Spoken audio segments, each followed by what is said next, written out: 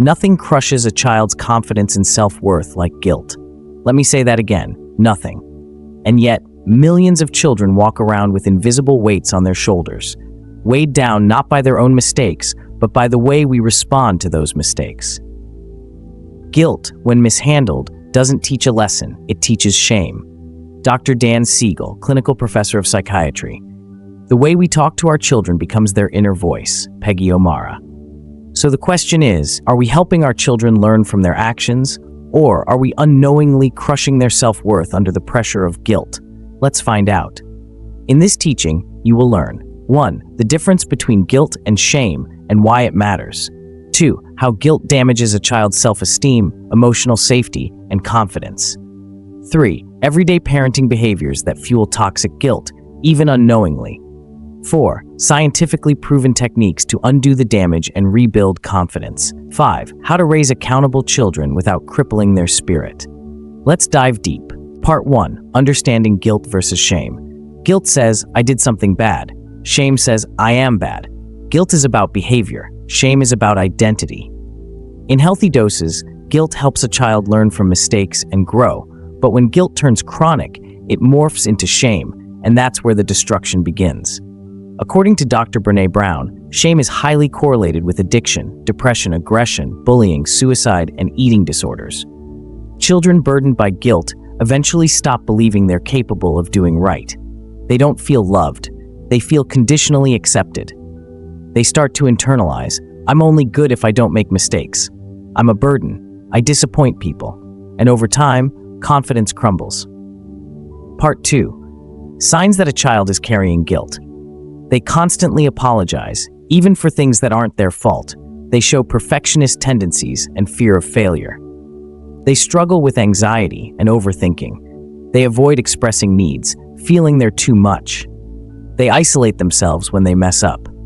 Sometimes we think our child is being humble or obedient, but what we're seeing is crippling guilt. Part 3. Common ways parents fuel guilt, unknowingly.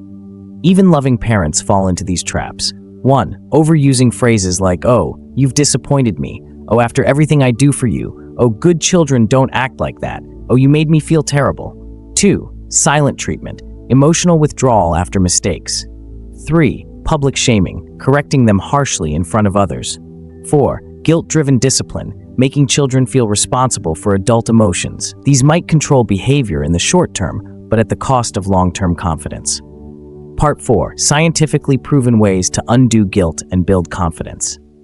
Now, let's heal. Here are research-based techniques to undo guilt's grip. 1. Practice emotion coaching, Dr. John Gottman.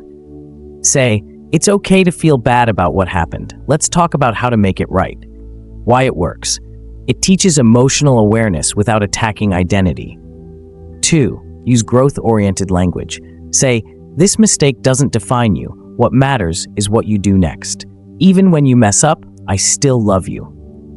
Why it works. Rewires the brain to separate action from identity. 3. Model self-compassion.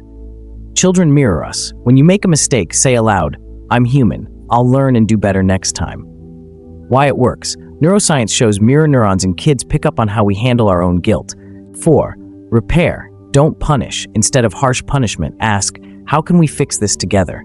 Give them responsibility that restores instead of shames. Why it works. It builds accountability without fear or humiliation. 5. Create a safe emotional climate at home. Encourage honest conversations. Let your child know you are allowed to fail, you are allowed to try again, and no mistake will ever take away my love for you. Part 5. Real-life story.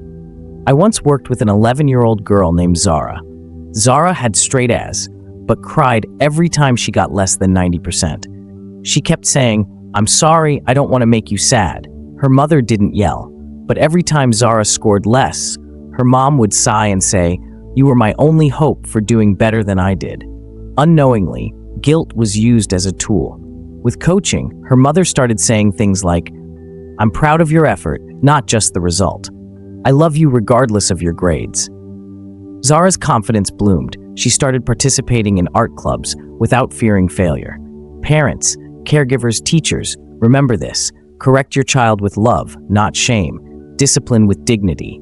Lead with empathy. Don't raise children afraid of failing. Raise children brave enough to try again. Undo the guilt, rebuild the confidence, restore the joy of childhood. Your child is more than their mistakes. They are worthy, lovable, and capable, no matter what.